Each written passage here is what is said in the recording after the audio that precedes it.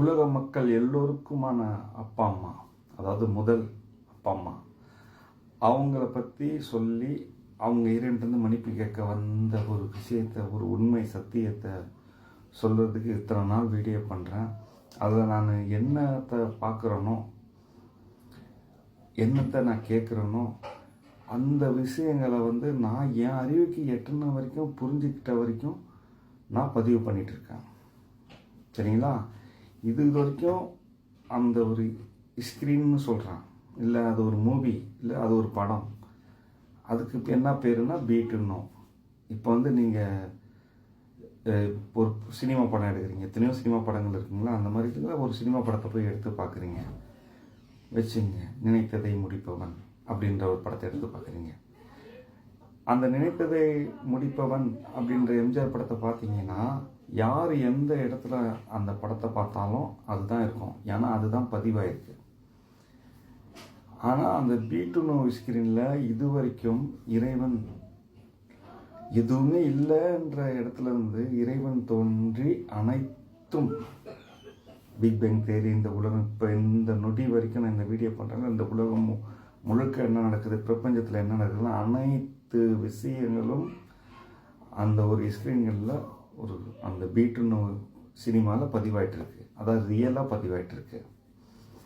இப்போ அதில் பதிவான விஷயத்தில் நான் போயிட்டு அந்த நினைத்ததை முடிப்பவன் படத்தை போய் பார்த்தேன்னா, இப்போ இங்கே பதிவான அந்த நினைத்ததை முடிப்பவன் படம் இருக்குங்களே, நாங்களாம் ஒரு காலத்தில் சினிமா தேட்டர் போய் ஃபிலிம் ரீல் ஓடும், அதில் பார்த்தோம். அப்புறம் வீடியோ கேசட் வந்ததும் அந்த வீடியோ கேசட்டில் பார்த்தோம். சிடி, டிவிடி, இப்போ யூடியூப்லேயே அந்த படம் தட்டி விட்டு அந்த படம் வந்துடும்.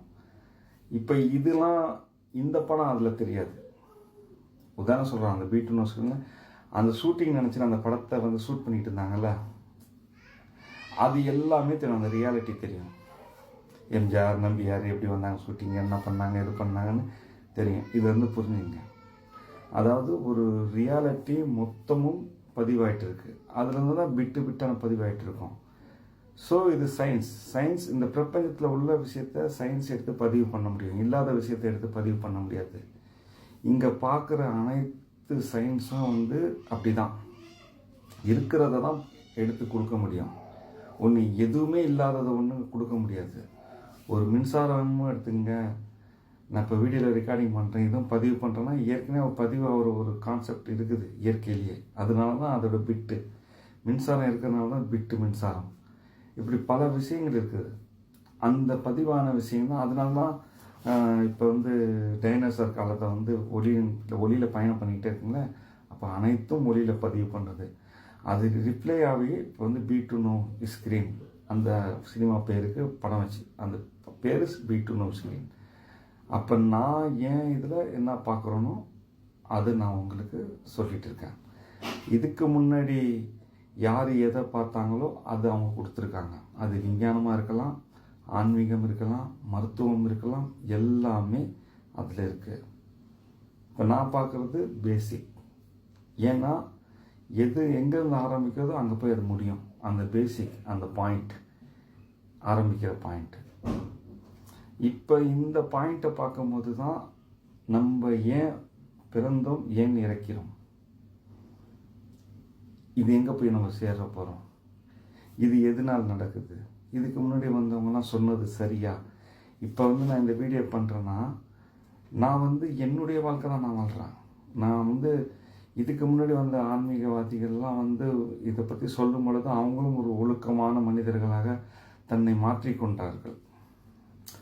ஆனால் நான் என்னவோ நான் மாறலை. காரணம் என்னென்னா, உங்களுக்கு இந்த சத்தியத்தை சொல்லுவேன். அப்போ நீங்கள் எந்த மதத்தில் இருக்கிறீங்களோ, எந்த உங்களுக்கு குரு இருக்காரோ, எந்த தலைவர் இருக்காரோ, அவங்க உங்களுக்கு சொர்க்கத்துக்கான வழி காட்டியிருக்காங்கன்னா அவங்கள நீங்கள் ஃபாலோ பண்ணிங்க. அப்போ எல்லா மதங்களும் சொர்க்கம் செல்லலாம், எல்லோரும் போகலாம், அவங்கவுங்க மதத்துலேருந்து போகலாம். நீங்கள் மதம் மாற வேண்டிய அவசியம் கிடையாது. மாறணும்னா மாறிக்கொள்ளலாம். அதெல்லாம் நிறையா வீடியோவில் சொல்லியிருக்கலாம். அது முஸ்லீம் மட்டும் மாறக்கூடாது, அவங்க மாறினா அந்த 7 ஜென்மத்துக்குள்ளே வரணும். இன்னொன்று முஸ்லீமுக்கு இறுதி வாய்ப்பு, இதெல்லாம் நான் சொல்லியிருக்கேன். இறுதி வாய்ப்பு, மற்றவங்களுக்கு வாய்ப்பு இருக்குது. ஏன்னா மற்றவங்களுக்கு மறுபடி மனிதனாக பிறக்கிறதுக்கு வாய்ப்பு இருக்குது. பல உயிர்களை கடந்து மறுபடி ரிவர்ஸ் ஆவாங்க. ஆனால் முஸ்லீம்களுக்கு அந்த வாய்ப்பு கிடையாது. இது இறுதி வாய்ப்பு. இதுலேருந்து அவங்க சொர்க்கத்துக்கு போயிடலாம், இல்லைன்னா அவங்க ரீசைக்கிளில் சுற்றிக்கிட்டே இருக்க வேண்டியதுதான். ஆனால் மனிதனாகவும் வர முடியாது, சொர்க்கத்துக்கும் போக முடியாது. ஸோ நான் இது எல்லா வீடியோவில் நிறையா சொல்லிட்டேன். அப்போ சொர்க்கம் 2 வகையானது. ஒன்று ரீசைக்கிள் ஆகிட்டு இந்த உலகத்திலேயே நம்ம சுற்றும் பொழுது திரும்ப, அதாவது நான் இறந்ததுக்கப்புறம் புழு பூச்சி இப்படி மறுபடியும் போகும் பொழுது அது நரகம் சொர்க்கம் கலந்து அது பயணம் தொடரும் திரும்ப மனிதனாக வருவதற்கு. ஆனால் இறைவனை தொடுவது இன்னொரு சொர்க்கம் இருக்குது. நான் ஏற்கனவே வீடியோவில் சொன்னது தான், மறுபடியும் சொல்லியிருக்கேன். ஆனால் இறைவனை யாரும் காண முடியாது. நம்ம மாம்டேடு கூட இறைவனை பார்க்கல, யாருமே பார்க்கவும் முடியாது. ஆனால் அவங்களுக்கு தெரியும் இறைவனை. இப்போ நீங்கள் கூட உங்கள் தாய் வயிற்றில் இருந்தது பார்க்கல, ஆனால் இருந்தீங்க, அது உங்களுக்கு தெரியும். ஏன்னா நீங்கள் உங்கள் முன்னாடி உள்ளவங்கள பார்க்குறீங்க, அவங்களும் அப்படி தான் வராங்க இந்த உலகத்துக்கு. அப்போ அதனால நீங்கள் உங்களுக்கு தெரியும். ஸோ அந்த மாதிரி ஒரு விஷயந்தான் அது. ஆனால் அந்த இறைவனை தொடர்றது என்பது சொர்க்கம். ஏன்னா மாம்டேடும் அந்த சொர்க்கத்தில் தான் இருந்தாங்க, அங்கேருந்து இறைவனால் இறைக்கப்பட்டாங்க. ஆனால் இறைவனால் இறைக்கப்பட்ட பிறகு அந்த B2 ஸ்க்ரீனில் எப்படி நான் பார்க்குறேன்னா, எல்லாமே ஒரு இயற்கையாக செயல்படுது. நாளைக்கு சயின்ஸ் கண்டுபிடிச்சாலும் சொல்லிவிடும் இப்படி தான் இயற்கை செயல்படுது, இதுக்கு பின்னாடி எதுவுமே இல்லை, எல்லாமே இயற்கைக்கு உட்பட்டது தான். இது எப்படி வேலை செய்யுது, இந்த மிஷின் எப்படி வேலை செய்யுது. இப்போ ஒரு வண்டினா அதுக்கு பெட்ரோல் ஊற்றணும், அப்புறமா அப்போ இந்த இயற்கை பிரபஞ்சம் எப்படி இயங்குது, அப்போ அது எப்படி இயங்குது இது வரைக்கும் கண்டுபிடிக்கல. ஆனால் அது இயங்குது. இது எப்படி இந்த பிரபஞ்சம் நடத்துது. ஏன்னா ஒரு தூண்டுதல் இருக்கணும் ஒரு இதுக்கு.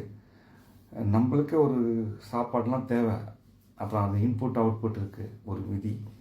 அப்போ இதுக்கு என்ன இன்புட் அவுட்புட்டு, எப்படி இயற்கை வேலை செய்யுது, எல்லாம் ஃபுல்லாக பிரபஞ்சம் எப்படி செயல்படுது.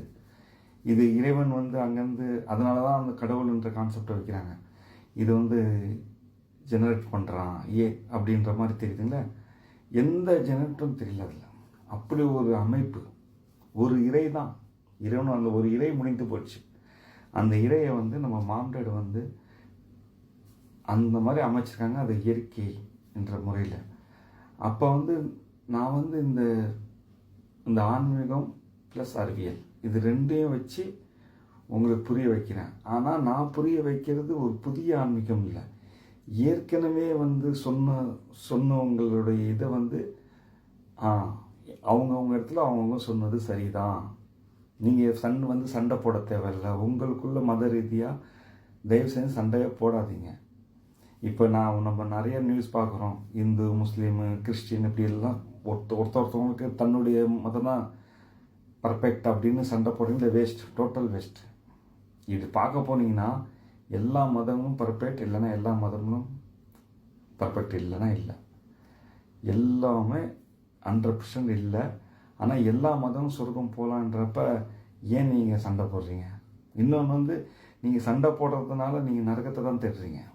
இப்போ ஒரு இந்து ஒரு முஸ்லீமை தாக்குறான், ஒரு இது பண்ணுறான்னு வச்சிங்களேன், கண்டிப்பாக அந்த இந்து மறுபடியும் அவன் மனிதனாக பிறந்து மறுஜன்மம் எடுத்து அவன் முஸ்லீமாக தான் பிறக்க போகிறான். அதை முஸ்லீமாக பிறந்து படாத பாடு கஷ்டப்படுவான்.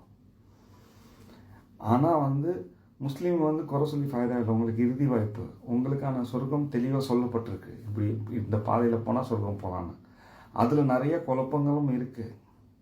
ஃபஸ்ட்டு விஷயம் அதில் 5 கடமைகள். அந்த ஒரு கடமை தொழுகை தான் மெயின். மற்றது பணக்காரங்களுக்கு தான். ஏழைங்க இதில் ரொம்ப கொடுத்து வச்சவங்க. அதே நேரத்தில் நீங்கள் யோசிக்கணும், இதுக்கு முன்னாடி வந்தவங்களாம் எத்தனை பேர் உருவத்தை கொடுத்து கடவுளை மாறி போனாங்க. இறுதியாக ஒரு உருவத்தை கொடுக்கல. அப்போ உருவத்தை கொடுக்கலன்னா ஏன் கொடுக்கல? அப்போ உருவத்தைனா கண்ணு காது மூக்கு வச்சுக்க தெரியாதா? அப்போ அவர் உருவத்துக்கு பின்னாடி என்ன? வாழ்க்கை தான். அப்போ வாழ்க்கையில் என்ன எடுத்துக்கணுமோ அது எடுக்கணும். அப்போ இறைவனை வச்சு என்ன எடுக்கணுமோ அதான் எடுக்கணும். பர்சனலாக எடுக்கிறது இப்படி நிறையா குழப்பங்கள் இருக்குது. அப்போ நிறைய விஷயங்கள் இருக்குது. நான் மட்டும் வீடியோ பண்ணிட்டு இருந்தால் மட்டும் போதாது. ஏன்னா என் அறிவுக்கு எட்டின வரைக்கும் தான் நான் பார்த்து வீடியோ பண்ணுறேன். நீங்களும் கேள்வி கேட்கணும்.